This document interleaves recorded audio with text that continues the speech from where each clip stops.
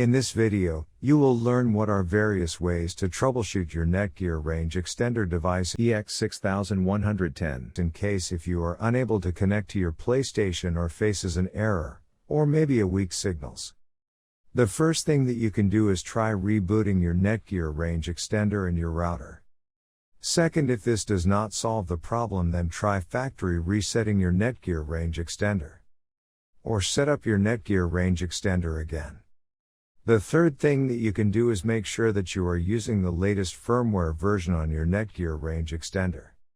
If you do not know how to update firmware, watch one of our videos on it. In case if you are still facing any issue with your Netgear Range Extender device, get in touch with our Netgear Range Extender experts for instant solutions. Thanks for watching our video, and do not forget to like, share, and comment on the video, so that you never miss any video from our channel.